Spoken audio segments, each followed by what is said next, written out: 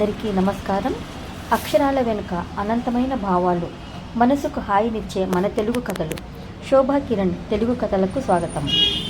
కథ పేరు మచ్చ. రచించిన వారు అప్పరాజు నాగజ్యోతి గారు.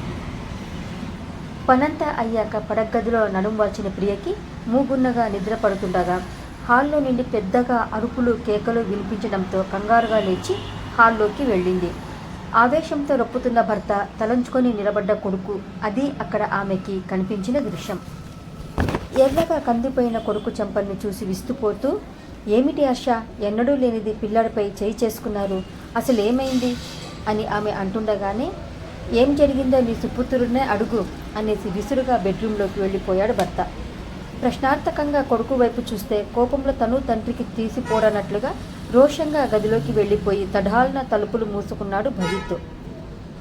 ఏం చేయాలో పాలుపోక అక్కడే హాల్లోని సోఫాలో కూర్చుండిపోయిన ప్రియ కొద్దిసేపటి తర్వాత లేచి వంటింట్లోకి వెళ్ళి భర్తకిష్టమైన అల్లం టీ తయారు చేసుకుని పడగదిలోకి వెళ్ళింది. మంచం మీద వెలికిలా పడుకొని కణతలు రుద్దుకుంటూ తీవ్రమైన ఆలోచనలో ఉన్న ఆశ భార్య అడుగుల శబ్దానికి తలెత్తాడు. ఇప్పుడు నన్నేమీ అడగొద్దు ప్రియా, కాసేపు నన్ను ఒంటరిగా వదిలేయి ప్లీజ్. భర్త మాటలకి మౌనంగా టీ కప్పుని టేబుల్ పైన పెట్టి చల్లారకుండా కప్పు పైన మూత పెట్టి తలుపుల్ని దగ్గరగా వేసేసి తిరిగి వంటింట్లోకి వెళ్ళి పెద్ద గ్లాసుడు పాలలో బూస్టును కలిపి గ్లాసు తీసుకొని కొడుకు గదిలోకి వెళ్ళింది ప్రియ. గదిలోకి అడుగు పెడుతున్న తల్లిని చూస్తూనే నాకేం వద్దు పో అంటూ ఆమెపై అంతెత్తున ఎగిరాడు భవిత్. కొడుకు కోపం తాటాకు మంట లాంటిదని తెలుసు కాబట్టి వెళ్ళిపోకుండా అక్కడే మంచానికి రెండో చివర మౌనంగా కూర్చుంది. కొద్ది క్షణాల తర్వాత మెల్లిగా వచ్చి తన ఒళ్ళో తల పెట్టుకున్న కొడుకు తలపై ఆప్యాయంగా చెయ్యి వేసి అంది, అసలేం జరిగింది నాన్న? అమ్మా, నా స్నేహితులందరి ముందు నా 2 చెంపలు వాయించి నా షర్టు కాలర్ పట్టుకొని ఈడ్చుకొచ్చి కారులో పాడేశారమ్మా నాన్న. నాకెంత అవమానంగా ఉందో తెలుసా? రేపటి నుండి నేనే మొహం పెట్టుకొని కాలేజీకి వెళ్ళాలి. నువ్వే చెప్పమ్మా, చిన్నపిల్లాడిలా వెక్కులు పెట్టాడు భవిత్. కొడుకు మాటలకి నెవరిపోయింది ప్రియ.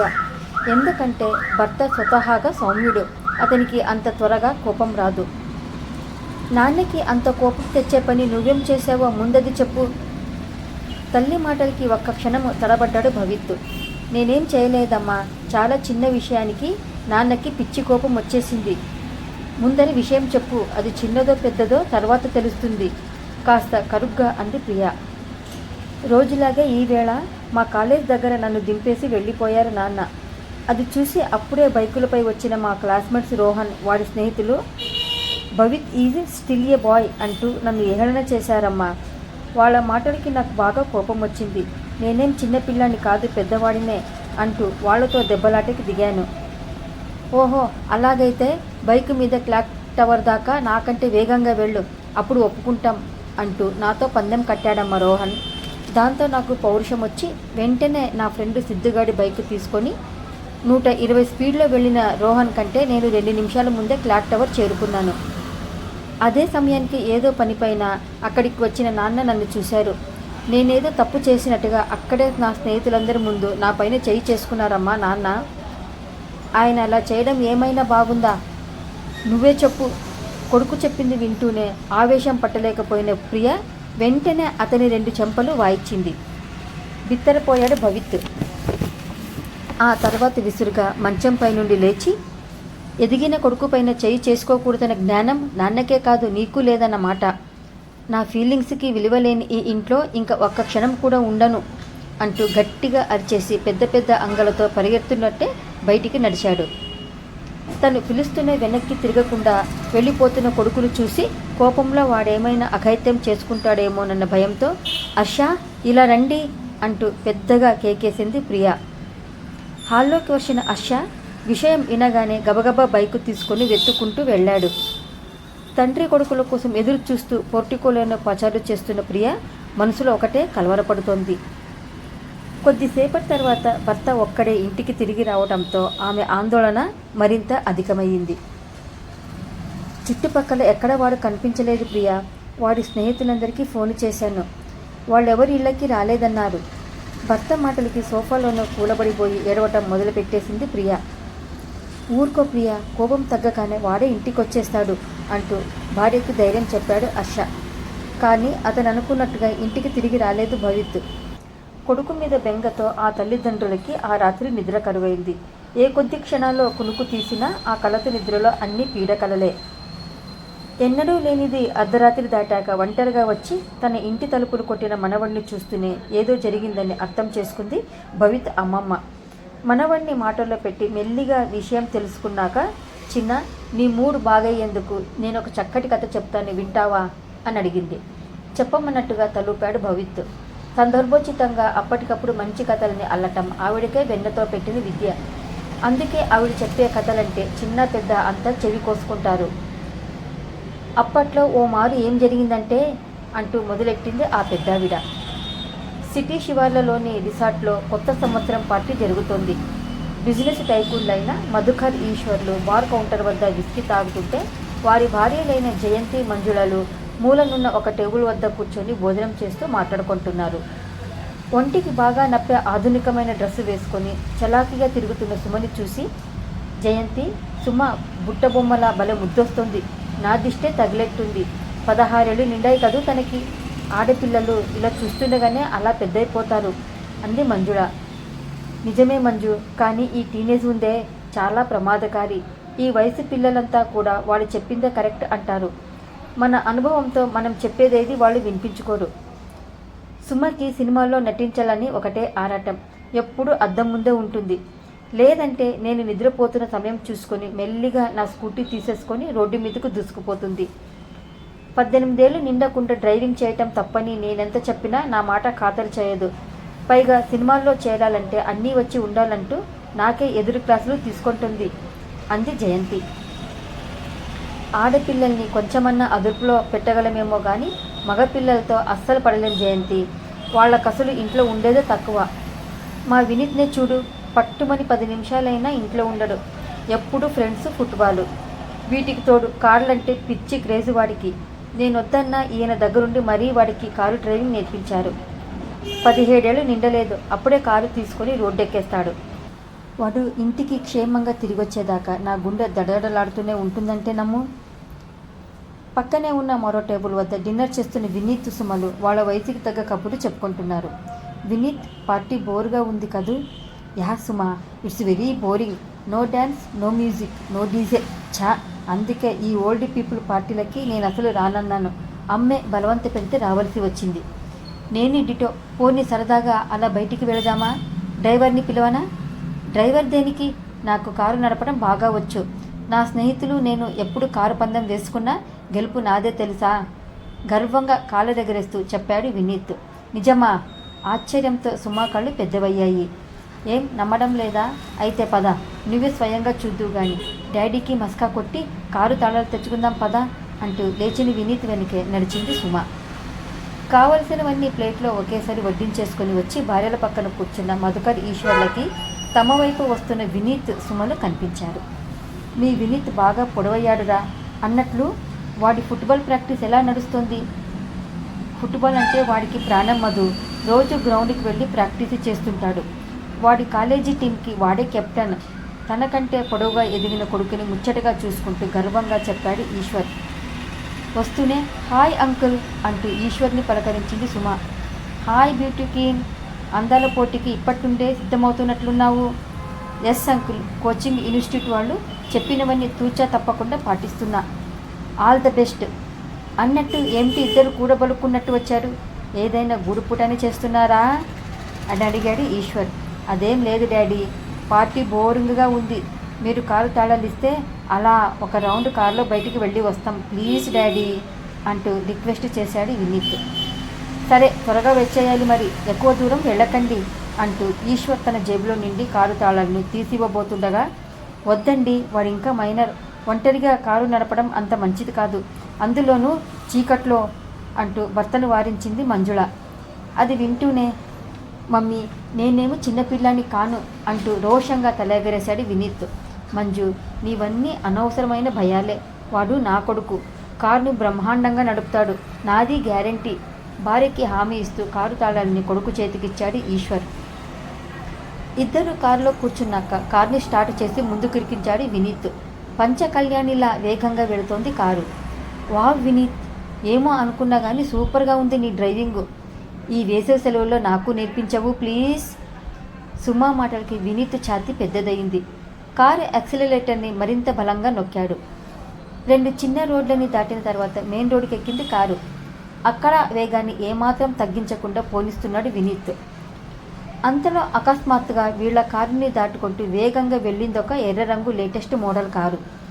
ఆ కారులోని కుర్రాళ్ళు వెనక్కి తిరిగి చూస్తూ బొటనవేలిని క్రిందికి పెట్టి వీళ్ళని వెక్కిరించడంతో వినీత్ మొహం కందగడ్డలా అయ్యింది. వాళ్ళు మా క్లాస్మేట్ రాహుల్, వాడి స్నేహితులు. కాలేజీకి కూడా వాడు కారులోనే వస్తాడు. వాడి బాబాయి లోకల్ ఎమ్మెల్యేకి దగ్గర బంధువులే. అందుకే వాడికి అంత ఫోజు. ఎలాగైనా సరే ఈవేళ వాళ్ళ కార్ని మనం ఓవర్టేక్ చేయాలి వినీత్. కార్ స్పీడ్ పెంచి కమాన్ అంది సుమ వాళ్ళ నవ్వులకి ఒళ్ళు మండుతుండగా. సుమ మాటలకి ఉత్సాహంగా తన్నుకురాగా కారుని వేగంగా అమాంత ముందుకు పెంచి 4 నిమిషాల్లో రాహుల్ కార్ని ఓవర్టేక్ చేశాడు వినీత్. అది చూసి కుర్రాళ్లకు పౌరుషం పొడుచుకొచ్చేసింది. మరో 3 నిమిషాల్లో వాళ్ళు వాళ్ళ కారుని ఓవర్టేక్ చేసింది. అలా 2 కార్లు ఒకదానితో ఒకటి పోటీ పడుతూ సిటీ పరిధిలోకి వచ్చాయి. అక్కడ ట్రాఫిక్ సిగ్నల్ పడటంతో మొదట కారు ఆపాడు వినీత్.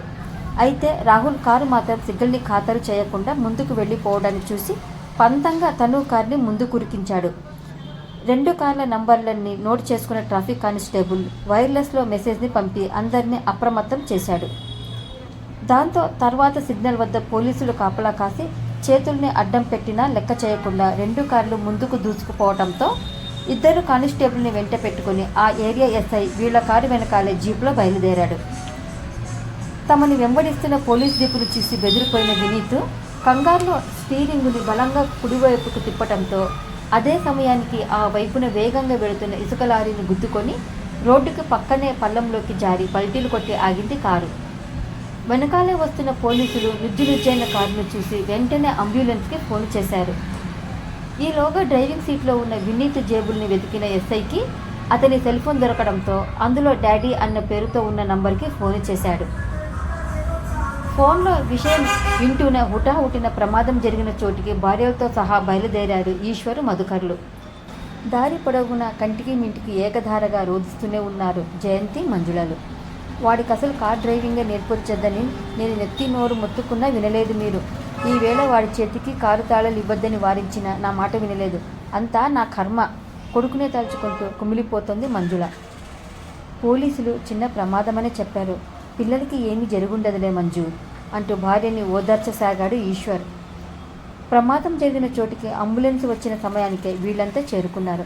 అక్కడ రక్తం ఓడుతున్న దేహాలతో స్పృహలో లేని పిల్లల్ని చూసి తల్లులిద్దరూ కుప్పకూలిపోయారు. పిల్లల పరిస్థితి చూసి తండ్రులిద్దరి గుండెలు బేజారైపోయాయి. అంబులెన్స్ వెనకే అంతా ఆసుపత్రికి బయలుదేరారు. ఆసుపత్రిలో ఎమర్జెన్సీ వార్డులో సుమతి, వినీత్కి ముందుగా ప్రథమ చికిత్స చేసి ఆ పైన ఆపరేషన్ థియేటర్ని సిద్ధం చేయసాగారు హాస్పిటల్ స్టాఫ్. పిల్లలిద్దరికీ విపరీతమైన రక్తస్రావం జరగడంతో వీలైనన్ని బాటిల్స్ రక్తాన్ని సిద్ధం చేసుకోమని డాక్టర్లు చెప్పగా ఆ పని మీద ఉన్నాడు మధుకర్. మైనర్ కుర్రాడి చేతికి కారు తాళాలిచ్చి రోడ్డుపైకి పంపినందుకు గాను ఈశ్వర్ పైన పోలీసులు కేసు పెట్టడంతో పోలీస్ స్టేషన్ చుట్టూ, రాయల చుట్టూ తిరుగుతున్నాడు ఈశ్వర్.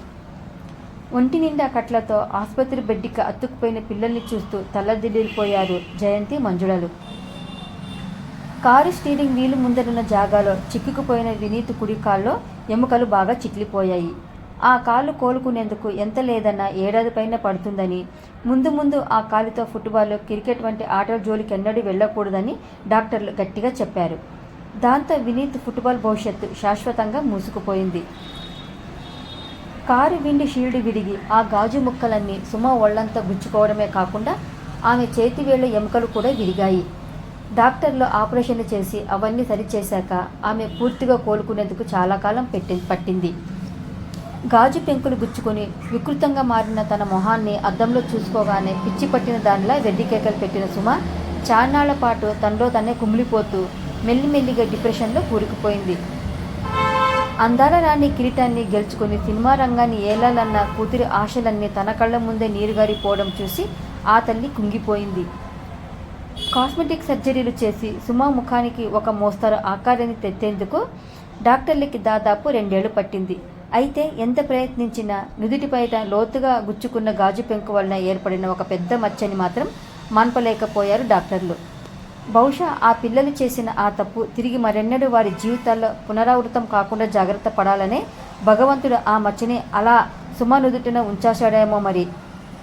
శారీరక బాధలు ఒకవైపు అయితే మరోవైపు మైనర్ పిల్లల చేతుల్లో కారు స్టీరింగ్ని పెట్టి వాళ్ళ ఉజ్వల భవిష్యత్తుని కాలరాచిన కన్న తండ్రి అంటూ పత్రికల్లోనూ టీవీ ఛానల్లోనూ జరిగిన ఉదాంతానంతా కళ్ళకి కట్టినట్టుగా పదే పదే చూపించడంతో వాళ్ళు వీధిలో తలెత్తుకోలేకపోయారు. పరువు ప్రతిష్టలు పోయి నలుగురిలోనూ పలుచనయ్యారన్న బెంగతో మానసికంగా కృంగిపోయి ఎరిగిన వాళ్ళకి మొహం చూపించలేక వ్యాపారాలన్నీ మూసేసి ఆస్తులన్నీ అమ్మేసి వాళ్ళంతా ఆ ఊరిని విడిచిపెట్టవలసి వచ్చింది. అలా ఆ ఒక్క సంఘటన ఇరు కుటుంబాలని అల్లోకల్లోలానికి గురి చేసింది అంటూ కథని ముగించింది ఆవిడ. అమ్మమ్మ చెప్పిన కథని విన్నాక చాలాసేపు మౌనంగా ఉండిపోయాడు భవిత్. ఎప్పట్లాగా ఈ కథ అమ్మమ్మ ఊహల్లో నుంచి వచ్చింది కాదని, తన తల్లిదండ్రుల జీవితంలో జరిగిన వాస్తవమని అతనికి అర్థమైంది. ఎందుకంటే కథ చివరిలో అమ్మమ్మ వర్ణించిన ఆ మచ్చని తల్లి నుదుట అతను రోజు చూస్తూనే ఉన్నాడు. తల్లి అందాన్నంతా కప్పేసేలా ఉండే ఆ మచ్చని గురించి భవిత్ ఎన్ని మార్లు అడిగినా ప్రియమోహం మ్లానం అయ్యేది.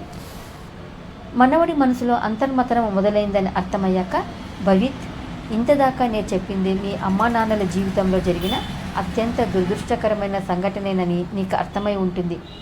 నీ వయసు ఈ రోజుకి సరిగ్గా 16 ఏళ్ల 4 నెలలు, అవునా? 18 ఏళ్ళు నిండకుండా వాహనాల్ని నడపడం నేరమన్న చట్టాన్ని విస్మరించి చదువుకున్న తల్లిదండ్రులే గొప్ప కోసమో లేదో తోటివారితో పోటీ పెట్టుకునో పిల్లల చేతికి వాహనాల పగ్గాలను అందిస్తే జరిగే అనర్థాల్ని మేము ప్రత్యక్షంగా చూశాము, అనుభవించాము. అదే పొరపాటుని నువ్వు పునరావృతం చేస్తుంటే మీ అమ్మా నాన్నలు నిన్ను దండించకుండా శబాష్ అంటూ మెచ్చుకొని మేకతోలు కప్పాలా? నువ్వే చెప్పు అంటూ మనవడిని నీలదీసింది జయంతి. అపరాధ భావంతో తలదించుకున్నాడు భవిత్. జీవితాలను అతలాకుతలం చేసేందుకు ఒక చిన్న పొరపాటు చాలని అర్థమైంది కదా. కాబట్టి ఇకనైనా ఇటువంటి తప్పిదాలు చేయకు. పద, నిన్ను మీ ఇంట్లో దిగబెడతాను. ఇప్పటికే మీ అమ్మా నాన్నలు కంగారు పడుతుంటారు అని జయంతి అంటుండగానే అప్పుడే అక్కడికి వచ్చారు హర్షిత్, ప్రియలు. వాళ్ళని చూస్తూనే భయంతో అమ్మమ్మ వెనకాల చేరబోతున్న భవిత్ చేతిని గట్టిగా పట్టుకొని మంచం పైన కూర్చోపెట్టి తను కొడుకు పక్కనే కూర్చున్నాడు హర్ష. చూడరా, నీ మీద బెంగతో మీ అమ్మ ఒక్క రాత్రికే ఎంతలా కుంగిపోయిందో. నువ్వు ఇక్కడికి వచ్చినట్టుగా మీ అమ్మమ్మ మాకు ఫోన్ చేసి చెప్పాకే మా మనసులు కుదుటపడ్డాయి. ఆగలేక వెంటనే బయలుదేరి వచ్చేశాము. అప్పటికే తను చేసిన పనిలోనే ఔనౌచిత్యాన్ని అర్థం చేసుకున్న భవిత్ తండ్రి మాటలకి సిగ్గుతో తలదించుకున్నాడు. చూడు నాన్న, ఏ వయసులో చేయవలసిన పనులు ఆ వయసులో చేస్తేనే అందము, ఆనందము. నీకు 18 ఏళ్ళు నిండాక నేనే బైకు కొనిపెడతాను. దగ్గరుండి డ్రైవింగ్ లైసెన్స్ ఇప్పిస్తాను, సరేనా? అందాక ఇలా బైకుల జోలికి కార్ల జోలికి వెళ్ళనని నాకు మాటివ్వు. కొడుకు భుజం మీద చెయ్యి వేసి అనునయంగా చెప్పాడు హర్షిత్. అలాగే నాన్న, ఇంకెప్పుడు అలా చేయను అంటూ వెంటనే తండ్రి చేతిలో చెయ్యి వేసి ప్రమాణం చేశాడు భవిత్. కొడుకు మాటలకి ఆ తల్లిదండ్రుల వదనాలు వికసించాయి. వాళ్ళ మనసులు తేలికబడ్డాయి. కథ సమాప్తమైందండి. కథ నచ్చితే లైక్ చేయండి, షేర్ చేయండి, సబ్స్క్రైబ్ చేయండి. జై శ్రీరామ్.